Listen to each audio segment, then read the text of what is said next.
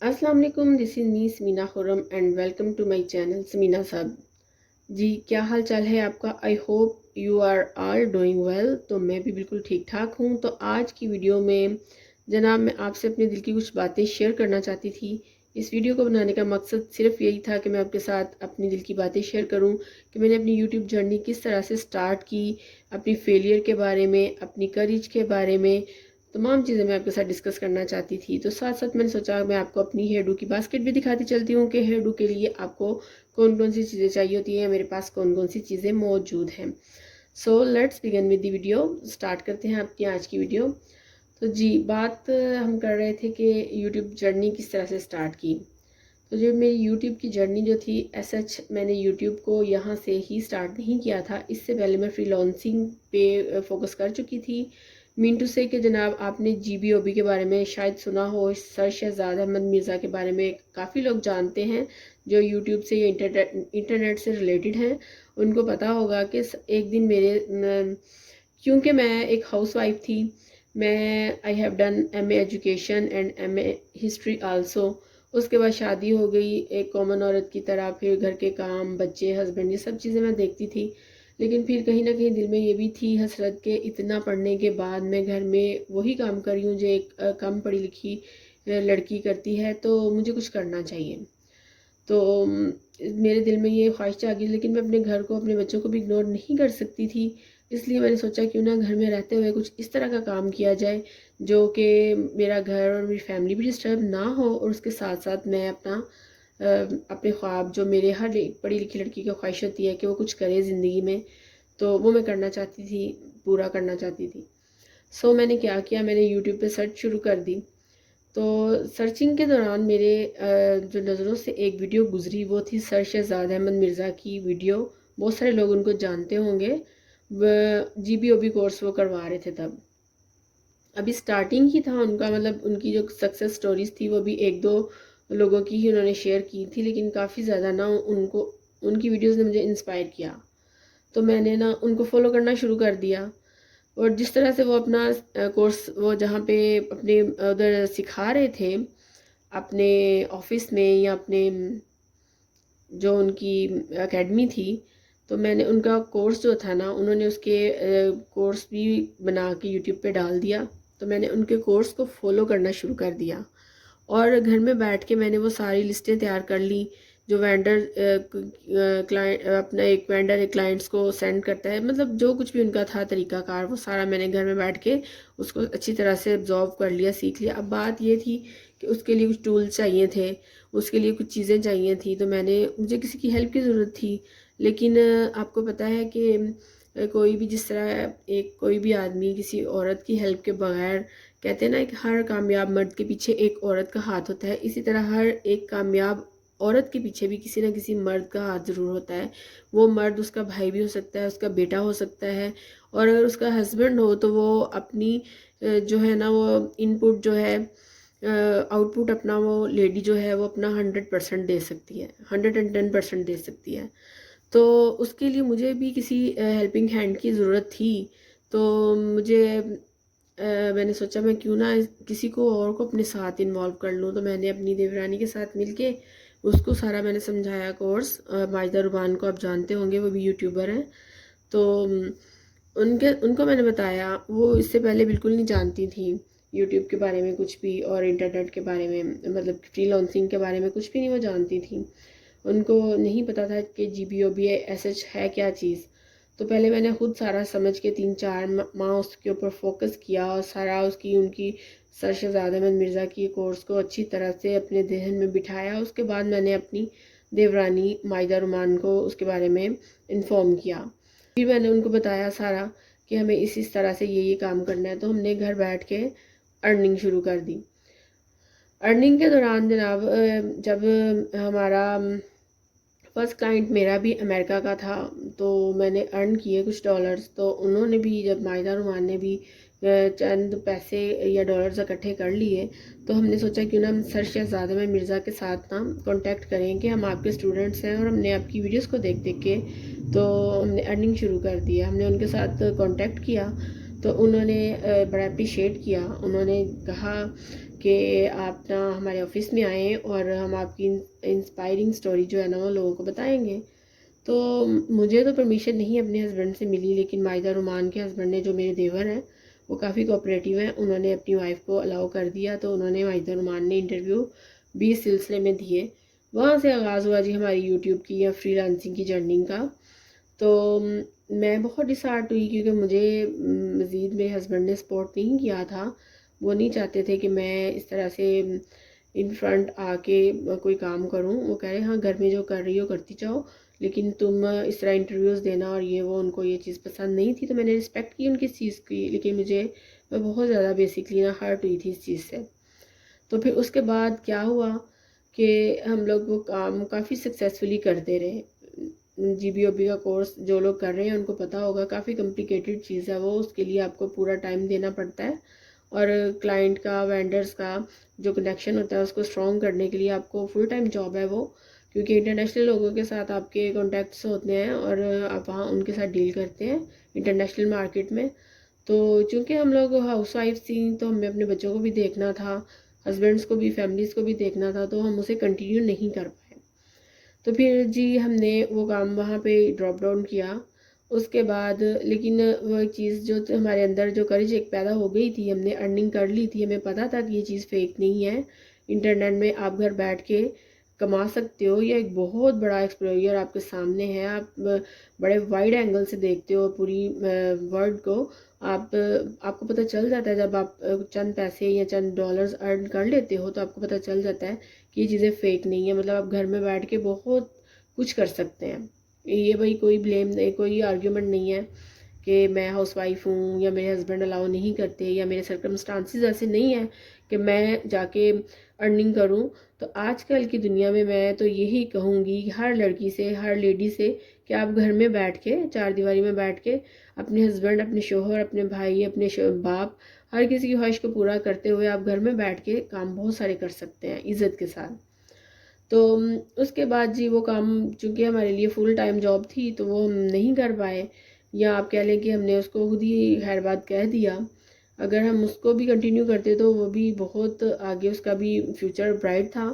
लेकिन उसके बाद हमने फेसबुक पेजेस को वो जो है ना वो उससे अर्निंग करना शुरू कर दी। हमने फेसबुक पेजेस को मोनेटाइज करवाने के बाद, मतलब जो लोग फेसबुक का काम करते हैं वो ये जानते होंगे कि फेसबुक पेजेस की मोनेटाइजेशन पाकिस्तान में तो ऑन नहीं है। तो हम उनको RDPs बाय करते, दुबई की, USA की, या जिधर की भी बाय करके, तो हम मोनेटाइज करके पेजेस को सेल करने लग गए। वो भी हमारे पेजेस काफ़ी ज़्यादा सेल हुए, वो भी काम हमारे लिए सक्सेसफुल था। मतलब उसको भी कंटिन्यू कर सकते थे, लेकिन उसमें भी वही बात कि बहुत ज़्यादा डिवोशन की ज़रूरत थी और फुल टाइम जॉब थी। वो भी पेजेस को जिस तरह से हमने वो उनको मैनेज रखना भी एक काम रखता है, उसके लिए भी आपको प्रॉपर टाइम देना पड़ता है। तो वो काम भी हमने करने के बाद मतलब सक्सेस मिलती जा रही थी। हम ये सोचते जा रहे थे कि जो काम भी हम यूट्यूब पे या इंटरनेट पे करेंगे या फ्रीलांसिंग में करेंगे, तो वो भाई उसमें स्कोप है, ये चीज़ हमें पता चल चुकी थी।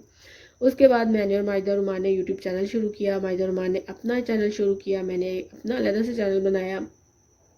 उस पर हम ब्यूटी से रिलेटेड, और ये चैनल मेरा जिस पे मैं अभी बात कर रही हूँ, ये मेरा चैनल है। इसमें हम लेडीज से रिलेटेड तमाम आपको प्राइसेस के साथ इंफॉर्मेशन मैं देती रही हूँ। मार्केट में जो करंट चीज़ें होती हैं, लेडीज़ गारमेंट्स, उसमें उनके पार्टी वेयर हैं, ब्राइडल वेयर हैं, फुटवेयर हैं, और ज्वेलरी, मेकअप की प्रोडक्ट्स के बारे में जो करंट उनकी प्राइजेस हैं उनके बारे में इन्फॉर्म करती रही मैं आपको। तो चले जी, कभी कामयाबी बहुत ज़्यादा मिल जाती है, यानी सब्सक्राइबर एकदम से बढ़ जाते, कभी ये वॉच टाइम पूरा होने के करीब होता, लेकिन फिर ड्रॉप हो जाता। तो बहुत सारे उतार चढ़ाव हमने यूट्यूब जर्नी में देखे। यानी कि हमने GBOB का काम किया, वो कहने को डिफ़िकल्ट था, लेकिन सक्सेस हमें मिल चुकी थी उसमें भी। उसके बाद हम फेसबुक के काम में आए, तो फेसबुक में भी हम सक्सेस जो थे ना वो हासिल कर चुके थे। हमने काफ़ी ज़्यादा पेजेस जो थे ना वो सेल कर लिए थे सक्सेसफुली मोनेटाइज करवाने के बाद। तो लेकिन जब हम यूट्यूब में आए ना, तो यूट्यूब में आपको बहुत टफ कंपटीशन मिलता है आज के दौर में।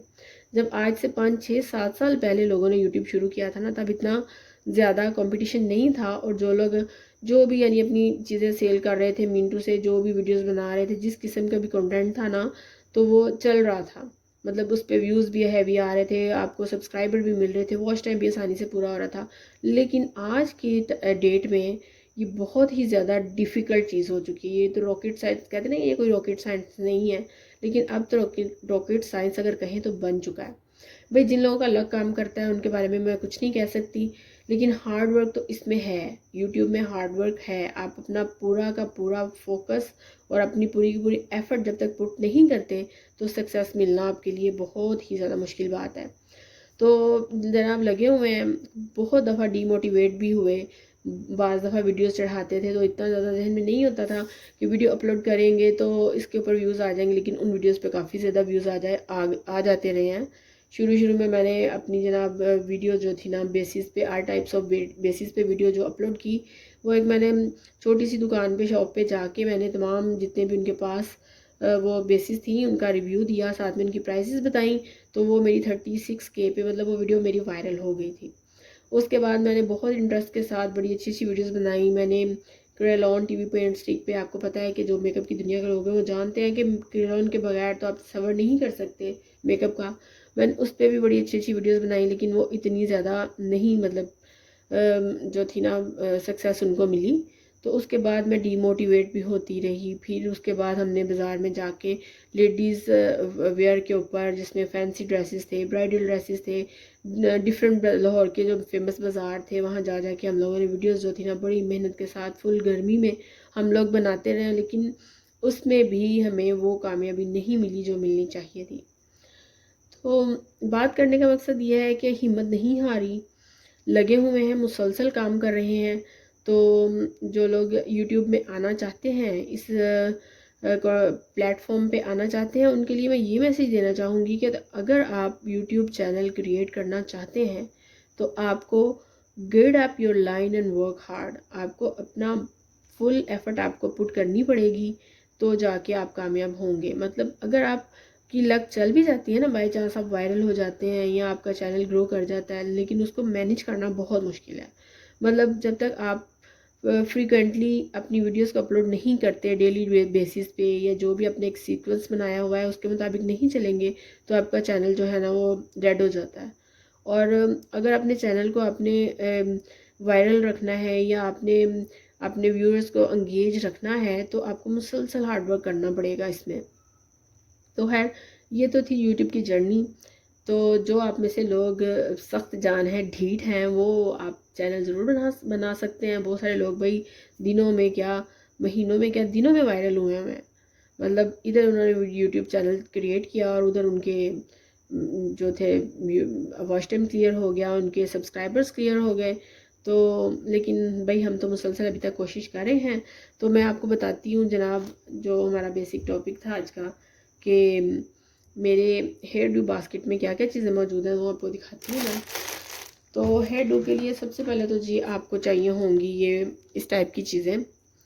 ये आपको पता है बाउंस बनाने के लिए, पफ बनाने के लिए चीज़ें इस्तेमाल होती है। ये जुड़ा पिन है, ये आपके पास होना बहुत ज़रूरी है। उसके अलावा ये आपको रबर्स मिलते हैं, इस तरह के रबर्स, ये रबर बैंड्स, ये ज़रूरी हैं जी आपकी हेयर डू बास्केट में होने चाहिए। उसके अलावा इस तरह की पोनीज़ जो आम आपको मिल जाती हैं बाज़ारों में। फिर आप इस तरह के कैचर्स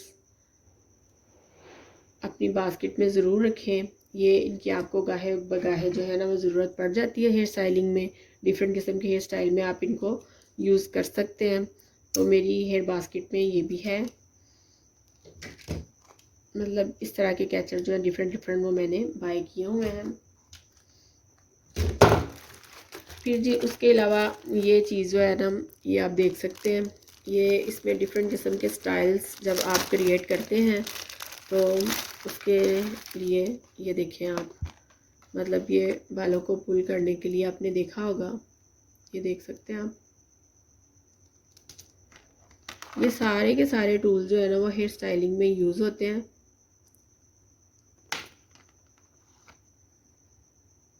ये देखें, मतलब इससे इस तरह से बालों को ऐसे इसके साथ पुल किया जाता है। फिर ये स्टाइलिंग के लिए है एक चीज़, इसके साथ आप फ्रंट टेल जो है ना वो क्रिएट कर सकते हैं। ये आप देख सकते हैं,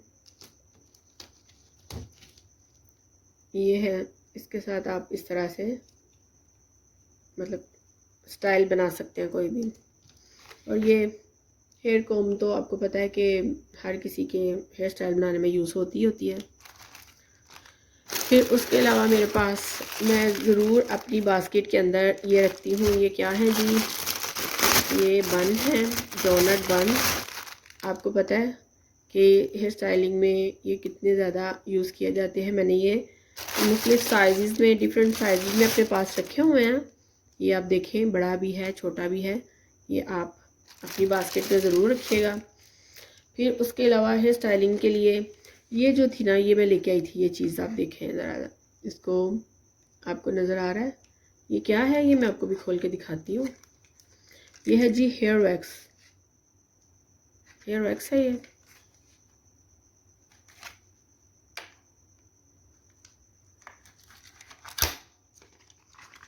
बहुत प्यारी पैकेजिंग में ये मौजूद है। ये देखिए, और रीज़नेबल प्राइस में आपको बाज़ार से ये मिल जाती है। ये देखिए,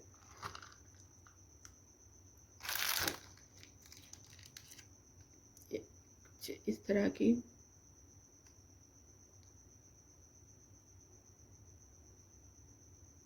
नज़र आ रही है आपको। ये थोड़ी स्टिकी होती है, मतलब अब बालों को अच्छी तरह से, बेबी हेयर जो फ्लाई करते हैं ना, उनको अरेंज करने के लिए ये वाली वैक्स जो है ना वो यूज़ की जाती है। और ये बड़ी ज़बरदस्त चीज़ है भाई। अगर आप हेयर डू करते हैं, आपको शौक़ है इसका, तो आपके पास ये ज़रूर होनी चाहिए। ठीक हो गया। उसके अलावा सबको पता है जी, जेल, ये हार्ड जेल है। जेल की भी 3 टाइप्स होती हैं। इसमें सॉफ्ट जेल होता है, हार्ड जेल होता है, सॉफ्ट जेल होता है। तो मेरे पास ये है water gloss super hard gel. इससे स्टाइलिंग बहुत प्यारी होती है भाई। ठीक हो गया। इसके अलावा ये हेयर स्प्रे जो है ना, आजकल किंग स्टार का जो है वो ज़्यादा बताया जाता है कि बेहतर है। किसी ज़माने में आपको पता है कि वो गोल्ड, क्या नाम था उसका, वो गोल्डन कलर का जो होता था ना, वो हेयर स्प्रे काफ़ी ज़्यादा यूज़ किया जाता था। आजकल ये हेयर स्प्रे जो है मार्केट में काफ़ी ज़्यादा इन है।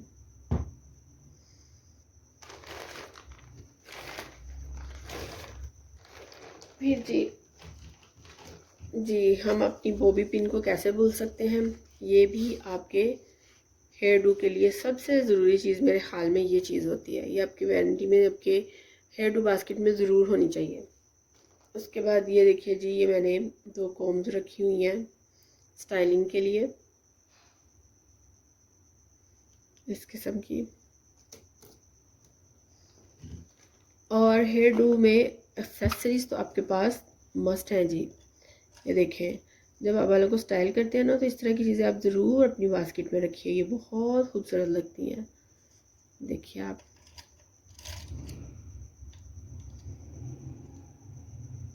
इस तरह की।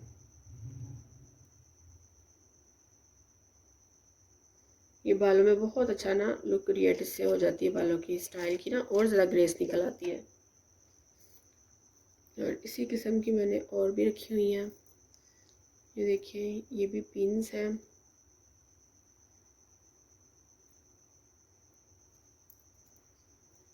तो मैंने ये भी अपने पास रखी हुई हैं।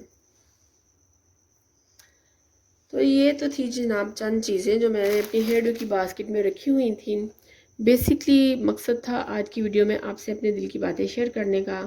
तो आप बताइएगा मुझे कि मुझे अपने चैनल को मज़ीद बेहतर करने के लिए और क्या करना चाहिए, या किस टॉपिक पे मुझे अपनी वीडियोस को ज़्यादा क्रिएट करना चाहिए। मुझे पता है कि आप मेरी वीडियोस ज़्यादा जो मेकअप की प्राइसेस के बारे में, करंट प्राइसेस के बारे में होती हैं, उनको आप ज़्यादा पसंद करते हैं। लेकिन मेरा चैनल ओवरऑल लेडीज़ से रिलेटेड तमाम चीज़ों के बारे में है, तो मेरा फ़र्ज़ है कि मैं हर टॉपिक को कवर करूँ।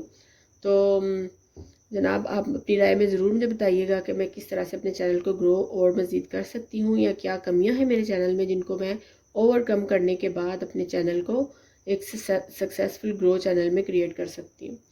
तो इसके साथ ही मैं जनाब आपको ये भी बताती चलूँ एंड पे कि ये आप सामने देख रहे हैं, ये भी जी मेरा एक शौक़ है।